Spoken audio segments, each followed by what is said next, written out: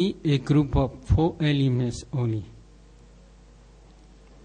Jadi kalian seyogianya memusatkan perhatian pada objek 4 unsur ini.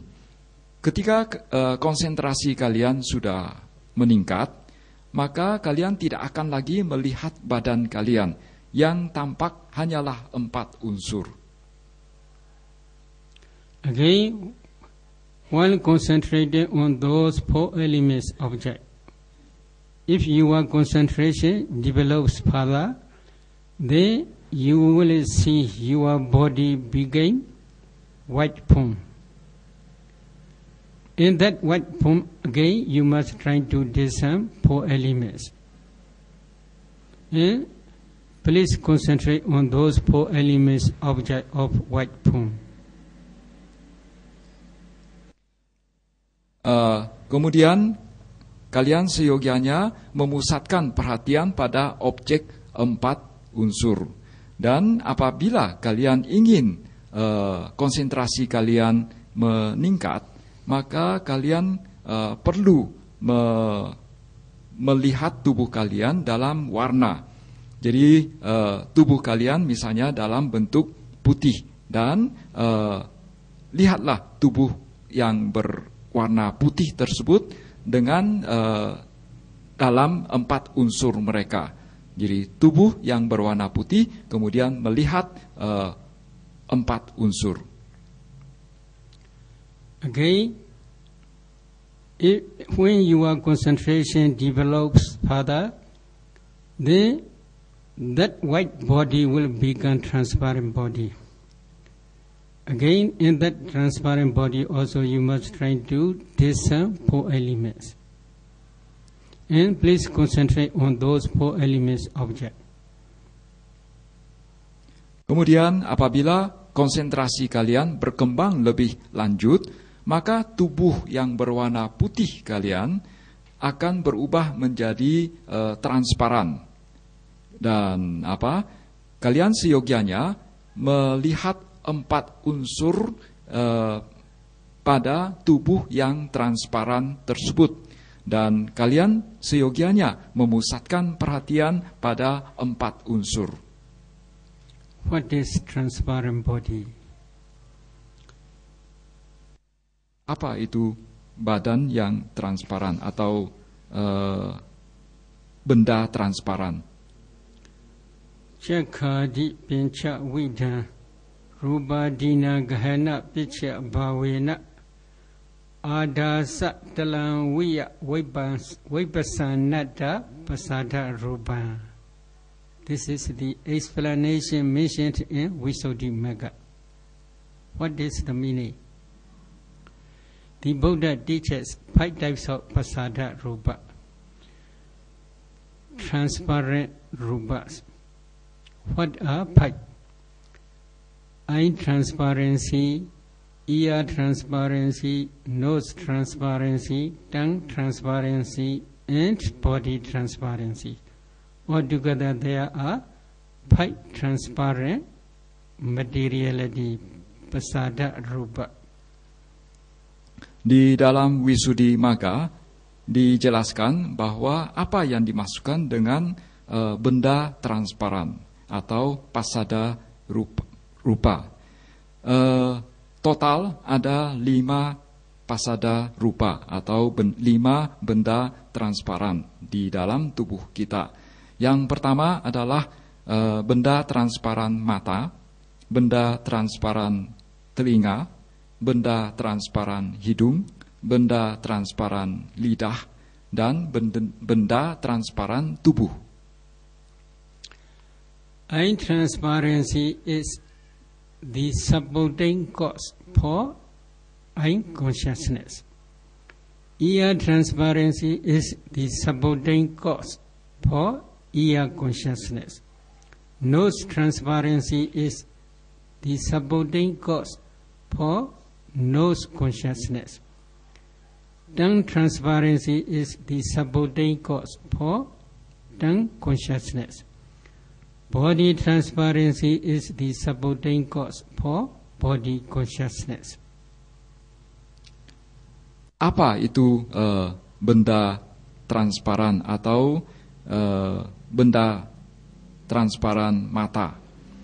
Benda transparan mata merupakan suatu landasan penopang atau landasan penopang kesadaran mata, kesadaran penglihatan.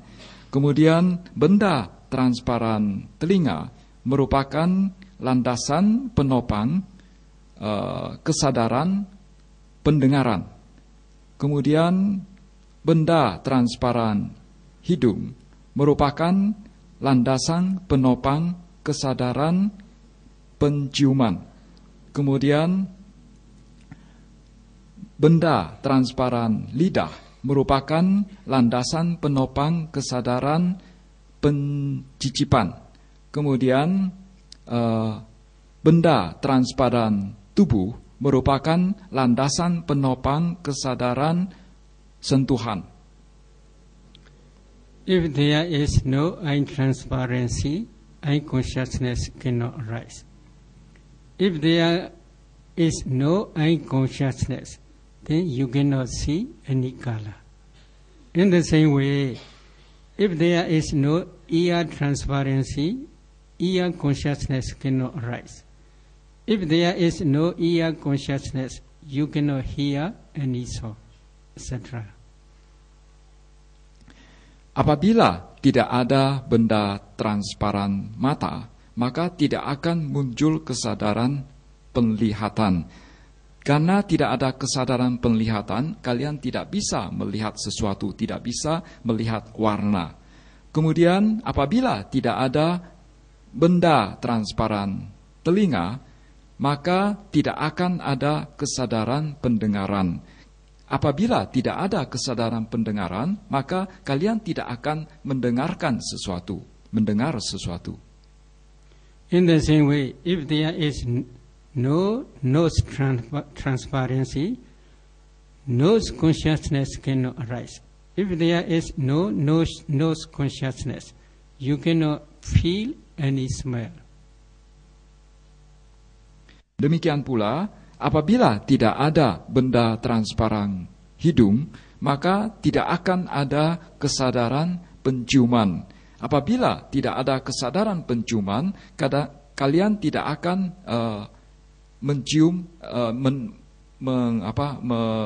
mendeteksi adanya suatu bau apapun. In the same way, if there is no tongue transparency, tongue consciousness cannot arise. If there is no tongue consciousness, then you cannot feel any taste.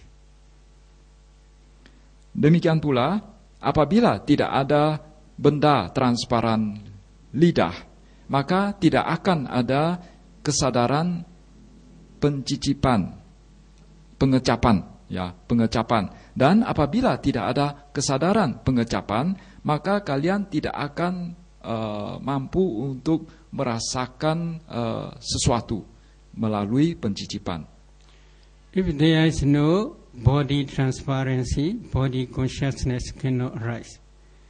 If there is no body consciousness, you cannot feel any tangible object. Apabila kalian tidak mempunyai benda transparan tubuh, maka tidak akan muncul kesadaran sentuhan. Apabila tidak ada kesadaran sentuhan, maka kalian tidak bisa merasakan sesuatu melalui sentuhan. Because of this reason, these 5 types of transparency are called pasada rupa, transparent rupa. These supporting cause for rising of different types of consciousness, such as eye consciousness, ear consciousness, etc. Oleh karena itu, kelima pasada rupa ini atau kelima benda transparan ini dikatakan merupakan landasan penopang kemunculan dari berbagai kesadaran. They are transparent like mirror, adasa, telak. Like mirror.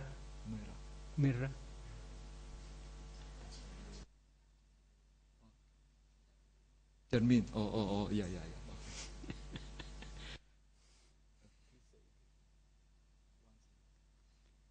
They are transparent like mirror. So they are called pasada rupa. Oh, ya. Ya, karena wujudnya seperti karena seperti sebuah cermin, maka itu disebut benda transparan atau pasada rupa.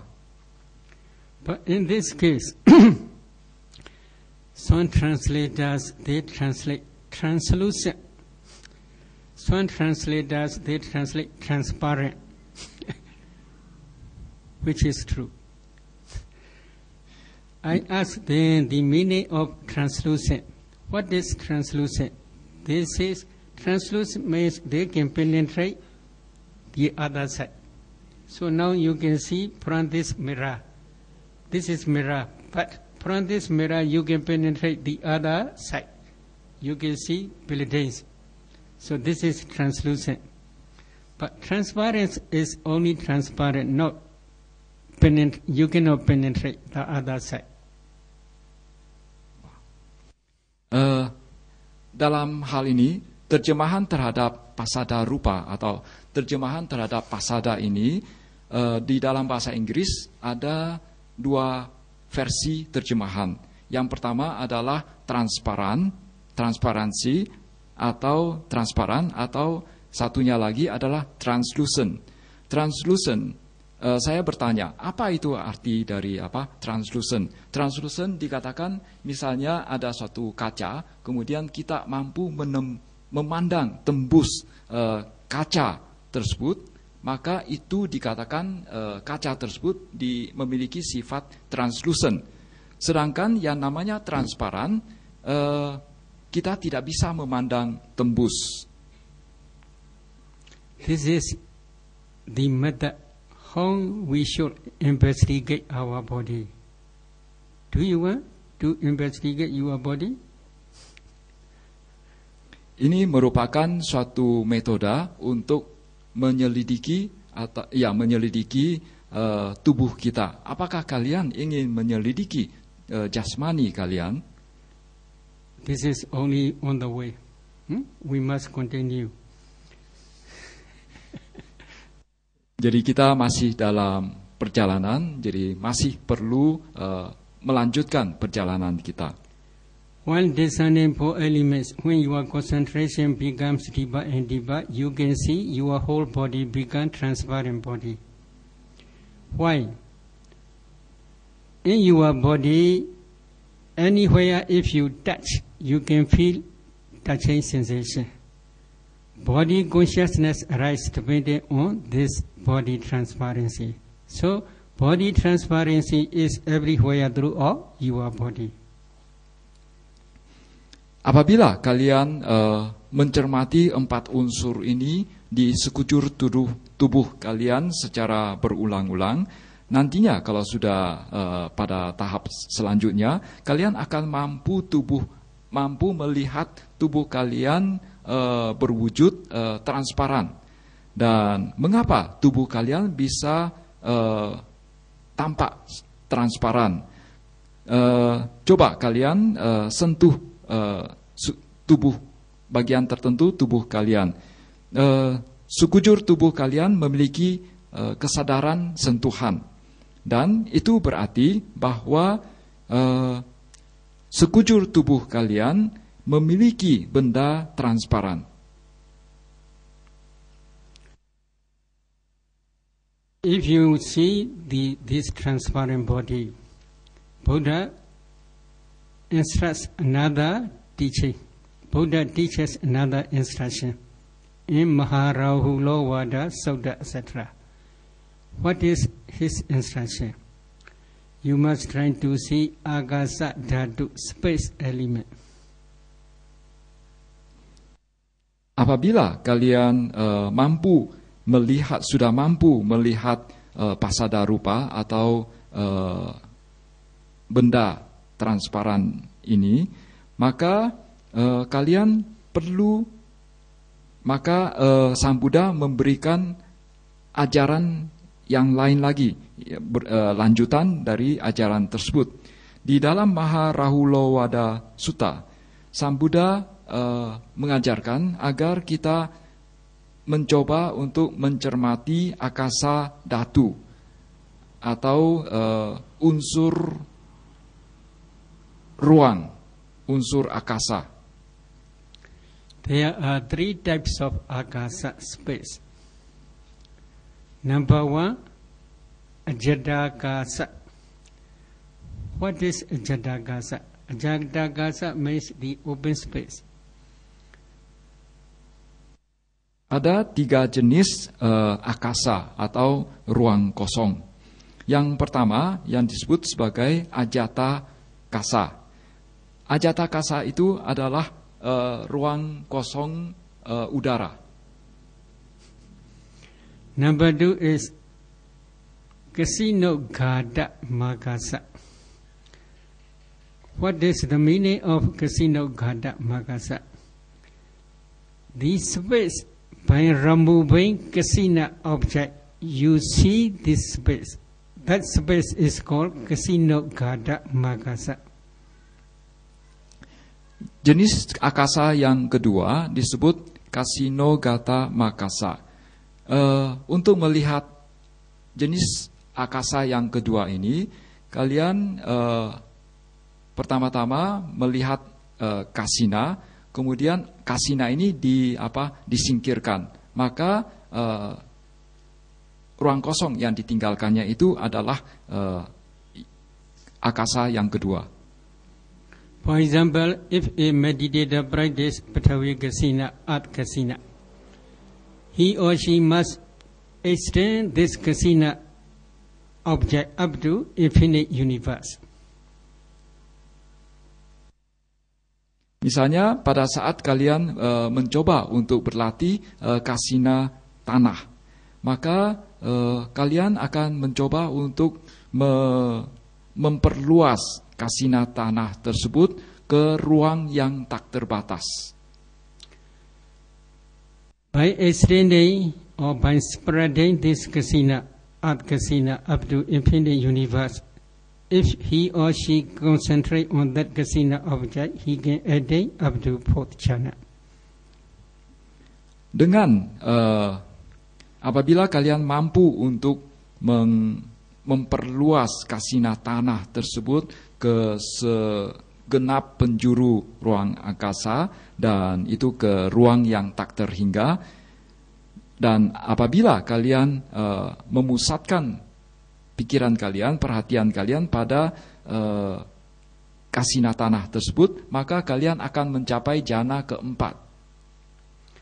Again, if you want to continue Nababha jhana, this is the base of boundless space jhana, then he or she must remove this kasina object. Apabila kalian ingin masuk ke jhana yang lebih lanjut, yaitu jhana ke-5, yaitu ke jhana yang ke ruang yang tak terbatas, maka kalian harus menyingkirkan kasina tanah tersebut.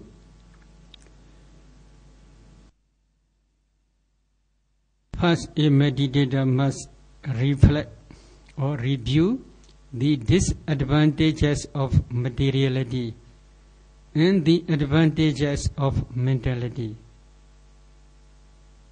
Pertama-tama sang yogi harus merenungkan ketidakbagusan atau kejelekan dari fenomena materi dan fenomena mental atau batin. Imagine from the 4th jhana taking at kasina as meditation object. A meditator must reflect the disadvantages of materiality. What are the disadvantages? Because of the materiality, there are fightings, quarrelings. Is it true? There are fightings, quarrelings, Quarrels to whom? Quarrels to each other, attachment to each other. Is it true? Because of this materiality. Is it true? Huh? No one answer. Is it true? Very true. Because of materiality, there are fights, there are quarrels, there are different types of disease, eye disease, ear disease, nose disease, tongue disease, etc. And there are many torturers, maybe punishment and prisons, etc. So because of this materiality, if there is no materiality, such type of sufferings will be there? No, there will be no such type of sufferings. Jadi pada saat memasuki jana keempat, itu objeknya itu misalnya kita ambil sebagai objek adalah kasina tanah, maka setelah keluar dari jana tersebut perlu merenungkan kejelekan dari materi, kejelekan dari materi. Apa saja kejelekan dari materi? Karena adanya materi timbullah pertengkaran, karena adanya materi timbullah perselisihan, karena adanya kemelekatan sehingga timbullah aneka perselisihan, pertengkaran, dan karena adanya materi timbullah aneka penyakit, kemudian juga timbullah berbagai siksaan, berbagai hukuman, dan karena adanya materi inilah timbul berbagai penderitaan. Then I want to ask you another question. Why are there quarrels between wife and husband? Huh? Because of this materiality. If there is no materiality, are there quarrels between wife and husband? Saya ingin bertanya, mengapa ada pertengkaran antara suami dan istri? Ya, adanya pertengkaran antara suami dan istri karena adanya materi ini, adanya benda materi. Is it true? Is it true? If it is true, then you must investigate your body. Apakah ini benar? Ya, kalau ini benar, maka kalian perlu mencermati jasmani kalian. So number 5 jhana, this is immaterial jhana. This is more quiet. After reflecting in this way, you should emphasize only space in that Adgasina object. Jadi di dalam jana kelima, objeknya itu adalah bukan benda. Jadi di dalam jana kelima ini yang perlu kalian perhatikan adalah ruang kosong. Ruang kosong sebagai sebagai objek kalian. When you see agasa space, then you should emphasize only space. When space spread, slowly the Adgasina will disappear. Only space will remain. That space is called Kasino Gada Magasa. By removing Kasina object, you can get such type of Agasa space. Jadi pada jana kelima, objeknya adalah ruang kosong. Jadi pertama-tama kalian memperhatikan ruang kosong di dalam kasina tanah tersebut. Ruang kosong ini pelan-pelan akan menyebar, akan membesar, dan itulah yang disebut dengan tersingkirnya kasina tanah. Dan ruang kosong ini akan semakin bertambah, dan itulah objek dari jana kelima tersebut. Okay, number 3 space is Parichinakasa. What is the meaning of Parichinakasa? kalabantara paricheda rupa. The space which distinguish one kalapa to another kalapa. Jenis akasa yang ketiga atau ruang kosong yang ketiga disebut sebagai pariceda kasa. Apa itu pariceda kasa? Yaitu ruang kosong yang memisahkan antara satu kalapa dengan kalapa lainnya. When you practice four elements meditation systematically, when your concentration deep enough, you can see your whole body become transparent body like ice block. At that time, you must try to penetrate the space element. For example, our hand. If you carefully focus our hand, you can see small holes. From these holes, body hairs are coming out. In the same way, in that transparent body, there is also space element, which distinguish one kalapa to another, not to mix each kalapa. So you must try to penetrate this space element. As long as you see space element, you can see kalapas. Apabila kalian berlatih meditasi 4 unsur secara sistematis dan konsentrasi sudah semakin dalam, maka kalian akan mampu melihat tubuh kalian dalam wujud benda yang transparan, atau tubuh kalian akan tampak transparan seperti balok es. Dan pada saat demikian, kalian seyogianya melakukan pencermatan atau penembusan terhadap unsur ruang kosong. Dan contohnya adalah misalnya kalian memperhatikan tangan kalian. Tangan kalian di dalam pada tangan kalian ada lubang-lubang kecil atau pori-pori, di mana pori-pori tersebut tumbuh bulu badan kalian, bulu tangan kalian. Nah, kalian seyogianya mencermati benda transparan yang tampak, dan dengan kalian seyogianya mencermati ruang kosong pada badan kalian yang tampak transparan. Nah, apabila dicermati secara lebih lanjut, secara berkelanjutan, maka nanti akan tampak kalapa. In this case, many Westerners, they criticize a lot. Buddha never teach to see kalapas. This is their argument, their criticism. In this case, I want to ask you one question. United Kingdom, this is one word.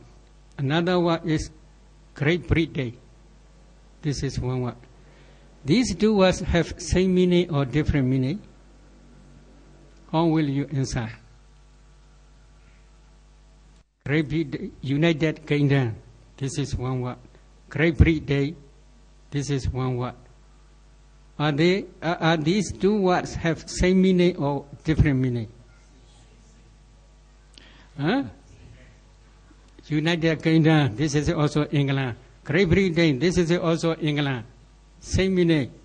In the same way, in this case, Buddha instructs, Buddha teaches to see akasa, space element.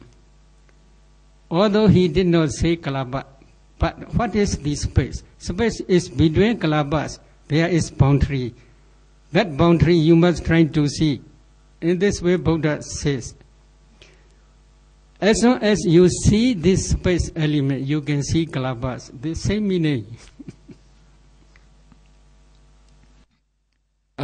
Cukup banyak orang Barat mengkritik tentang, dikatakan bahwa melakukan kritik, dikatakan bahwa Sang Buddha tidak pernah mengajarkan tentang kalapa. Nah, sekarang saya ingin bertanya, apakah kata United Kingdom sama Great Britain itu sama atau tidak? Ya, jawabannya adalah sama. Dua-duanya merujuk ke negara Inggris. Nah, demikian pula terhadap Kalapa dan Akasa ini.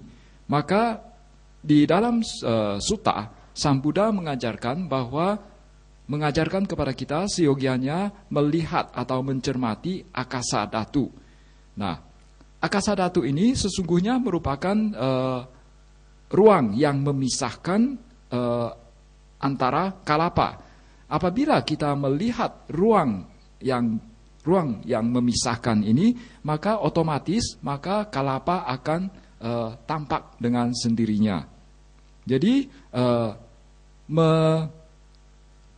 ajaran tentang untuk melihat Akasa Dhatu sesungguhnya sama dengan ajaran melihat Kalapa.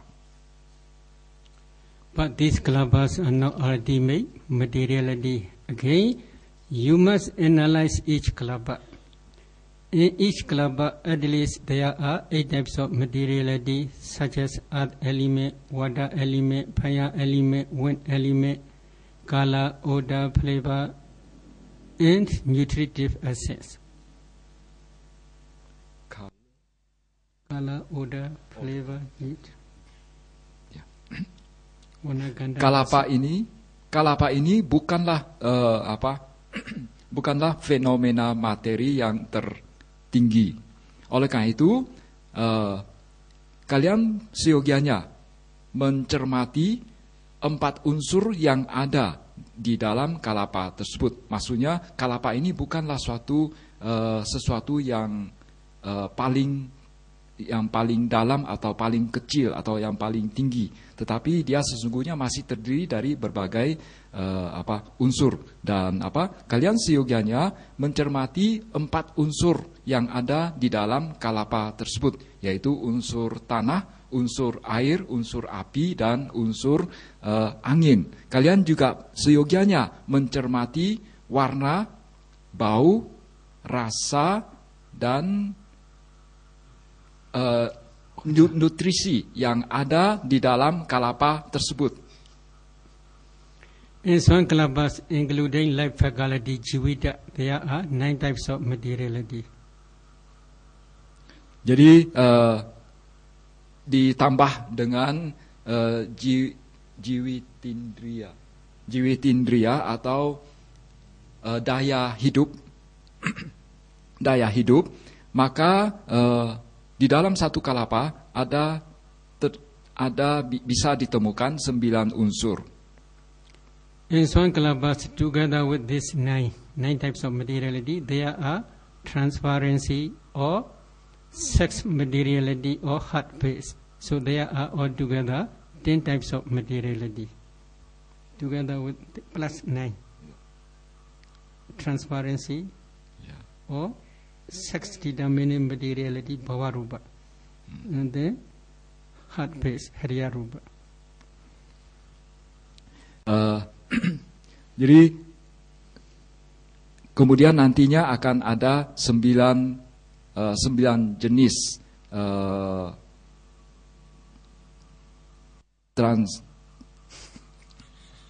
transparansi, dan termasuk juga meliputi juga bhawa rupa atau fenomena materi yang membedakan jenis kelamin, kemudian hadaya watu, landasan hati, landasan batin. You must analyze those Kalapas. At that time only you can understand ultimate materiality.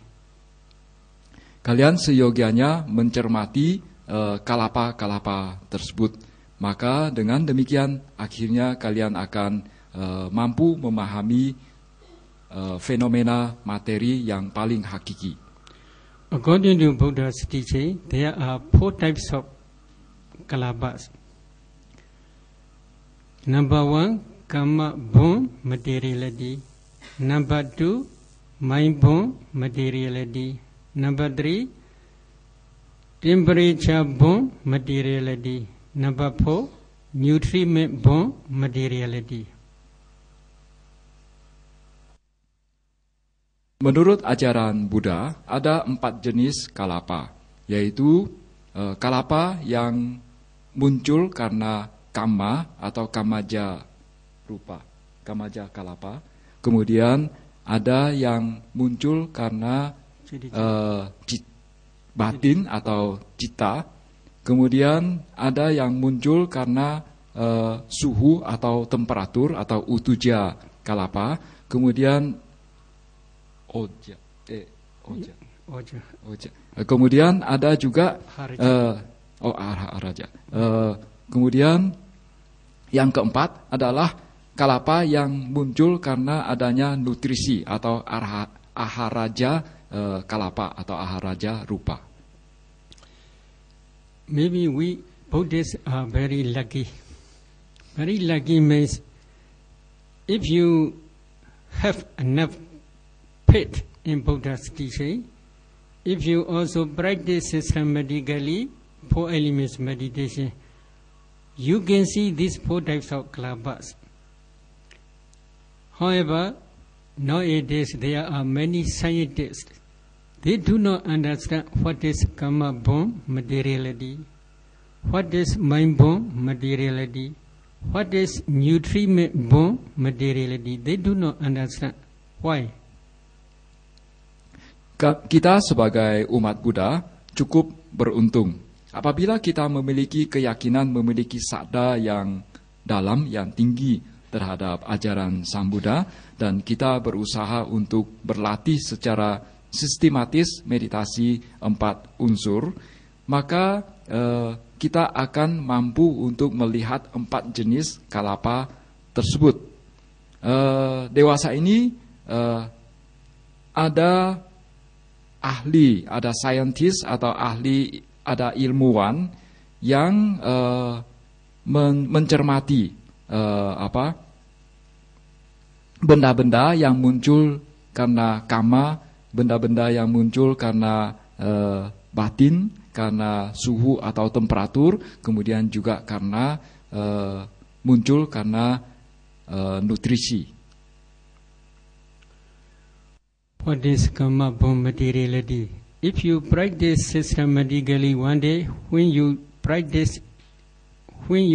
can discern dependent origination, you can clearly understand your untransparency is produced by your own karma, which is accumulated in one of your previous life. Apabila nantinya kalian berlatih dengan tekun dan bisa melihat kemunculan yang saling bergantungan, maka ketika kalian melihat atau mencermati benda transparan mata kalian, maka kalian akan menemukan bahwa benda transparan tersebut dihasilkan akibat dari karma lampau kalian. Many scientists, they do not understand about this karma-born materiality. Why? This karma-born materiality, as soon as they rise, they pass away very, very quickly in this very body. There is no time to carry up to laboratory. They are laboratory. Banyak ilmuwan tidak memahami adanya kamaja rupa ini atau materi yang muncul akibat kama ini. Mengapa demikian? Karena materi yang muncul dari akibat kama ini begitu muncul akan lenyap, muncul lenyap, dan karena langsung lenyap, maka mereka tidak mempunyai waktu untuk membawanya ke laboratorium untuk dianalisa. In the same way, here please try to see. Here, pain, stretch, mind-born materiality. Your mind, which arises dependent on your heart base, produce this mind-born kalapas. If you analyze in this area, you can see mind-born kalabas. If you analyze those kalabas, you can see ultimate materiality. But these mind-born kalabas arise depending on this body only. There is no time, as soon as they arise, they pass away very, very quickly. There is no time to carry up to laboratory. So because of this reason, many scientists, they do not understand about mind-born materiality. Kemudian coba cermati telunjuk yang menekuk dan melurus. Dan adanya fenomena ini karena muncul karena adanya fenomena batin. Dan munculnya fenomena batin ini karena adanya landasan hati atau hadaya watu. Dan benda-benda atau hal-hal yang muncul karena batin ini, kemunculannya karena batin ini muncul dan lenyap dalam waktu yang sangat singkat. Oleh karena itu, para ilmuwan tidak akan sempat untuk membawanya ke laboratorium untuk dianalisa. In the same way, if we eat any food inside maybe everybody's stomach, if you get some four elements in that food, you can see food is nothing but a group of kalabas. Again, if you analyze those kalabas, in each kalabas there are 8 types of materiality. Same. Earth element, water element, fire element, wind element, color, odor, flavor, and nutritive essence.